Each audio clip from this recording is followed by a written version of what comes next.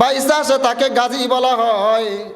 এই জন্য পুরুষদেরকে, যেমন মহিলারা একটা বাচ্চা দুনিয়াতে জন্ম দেওয়ার সময় যেই কষ্ট করে, যেই দুঃখ করে, লানত করে, এই জন্য ওই মহিলাকে মৃত্যুর, যদি এই অবস্থায় মৃত্যুবরণ করেন, ওই মহিলাকে শহীদের মর্তবা দেওয়া হবে। একজন সন্তান মায়ের গর্ভে, একজন সন্তান দুনিয়াতে আসার পরে মা রাত্রে ঘুমায় না, ওই সন্তানটা বুকের ভিতরে নিয়া মা এই শীতের রাত্রের ভিতরে মা একবার বুকে রাখে, বুকে পেশাব করে দেয়, ডাইন খুলে রাখে, ডাইন খুলে পেশাব করে দেয়, বাম পাশে রাখে, পেশাব করে দেয়। মা ভিজা জায়গায় শুয়ে মা ওই সন্তানকে শুকনা জায়গায় শোয়ায় কি শোয়ায় না? বনে থাকে বনবাদুরি, ছাও থাকে তার বুকে, এমনে মায়ে ছাও সারে না, পড়ালে হাজার দুঃখে। কত মা রাস্তায় ভিক্ষা করো, সন্তানের খেদমত করে কি করে না বলেন? করে কি করে না? এই কথাটা আলোচনা কেন করতেছি? এ যুবক, আজকে আমরা এত সুন্দর এত সুন্দর ওয়াজের আয়োজন করেছেন, একটু মায়ের খেদমতটা একটু ভালো করিয়েন। কারণ মা আপনার সম্পদ, মা আপনার ঘরের একটা চেরাগ। যদি আপনার ঘরের চেরাগ যদি নিভে যায়, ওই ঘরে আর চেরাগ ধরবে না। কথা বলেন না কেন? কারণ আপনি যখন যেখান থেকে আসবেন, আসার পরে মা করে ডাক দেন, আপনার মুখটা ভরে কি ভরে না? কথা বলেন না কেন?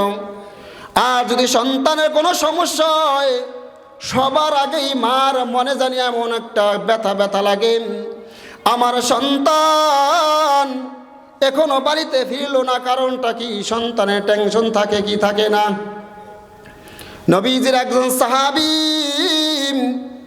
আলকামা রাদিয়াল্লাহু তাআলা আনহু, সবাই তো চিনেন, তার পরিচিত সবাই মনে জানেন। আলকামা রাদিয়াল্লাহু তাআলা আনহু কেমন সাহাবী? ওই আলকামা রাদিয়াল্লাহু তাআলা আনহু নবীজির দরবারে আসা যাওয়া করত। একদিন হঠাৎ নবীজির কাছে আসে না, আলকামার খোঁজ খবর নবীজি নেওয়ার জন্য কিছু সাহাবীকে বাড়িতে পাঠাইলেন। ইতিপূর্বেই নবীজির কাছে আইসা আলকামা রাদিয়াল্লাহু তাআলা আনহুর স্ত্রী ডাক দিয়া বলেন, ওগো নবীজি, আপনার আলকামা দীর্ঘদিন বিছনার মধ্যে অসুস্থ হয়ে রইল, বিছনার মধ্যে অসুস্থ অবস্থায় পড়ে রইল।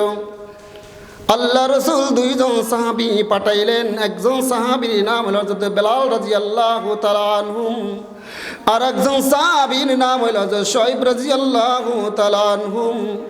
দুইজন সাহাবী গিয়া আলকামার বাড়িতে গিয়ে কালিমার তালকিন দিতেছে, কিন্তু তার মুখের থেকে কালিমার উচ্চারণ হচ্ছে না।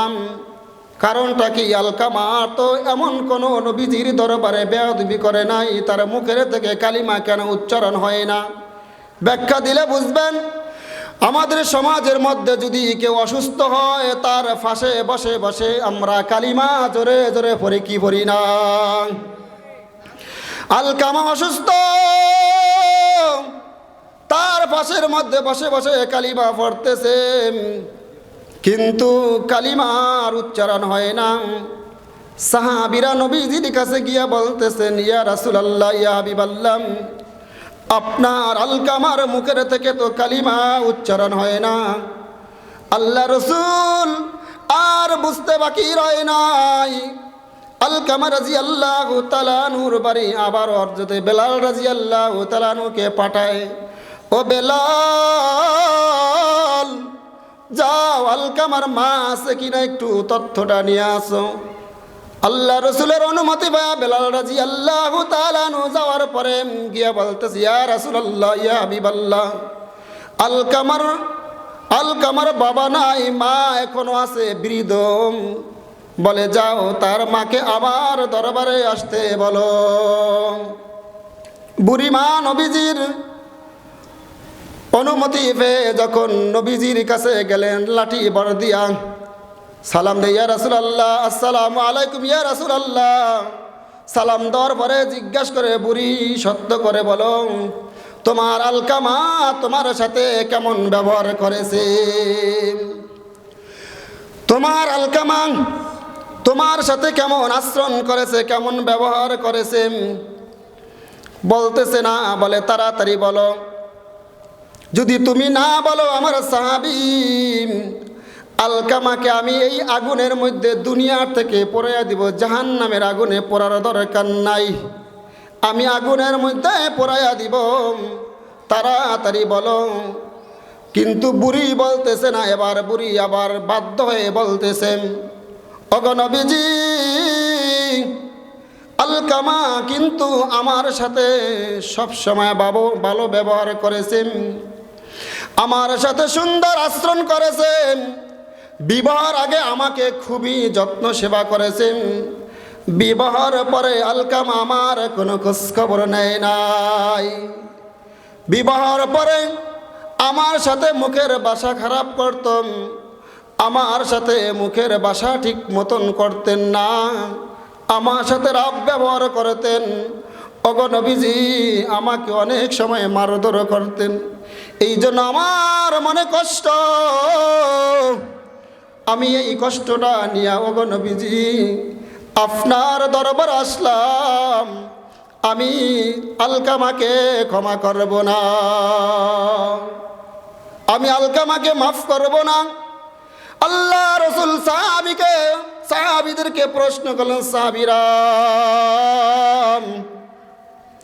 তোমরা কিছু লাকড়ি সংগ্রহ করো, আগুন ধরে দাও, এই অগ্নির ভিতরে আলকামাকে ফালাইয়া দাও, আলকামার মাকে সামনে রেখে। সাহাবীরা নবীর কথা অনুযায়ী লাকড়ি সংগ্রহ করে অগ্নি ধরে দিলেন। এবার আলকামাকে আগুনের মধ্যে ফেলবো, ইতিপূর্বেই আলকামার মা ডাক দিয়া বলে, ওগো নবীজি, আমার আলকামাকে আমি ক্ষমা করে দিলাম। ইতিপূর্বেই সাথে সাথে মুখ থেকে চালু হয়ে গেলেন, আশহাদু আল্লাহ ইলাহা ইল্লাল্লাহু মুহাম্মাদুর রাসূলুল্লাহ।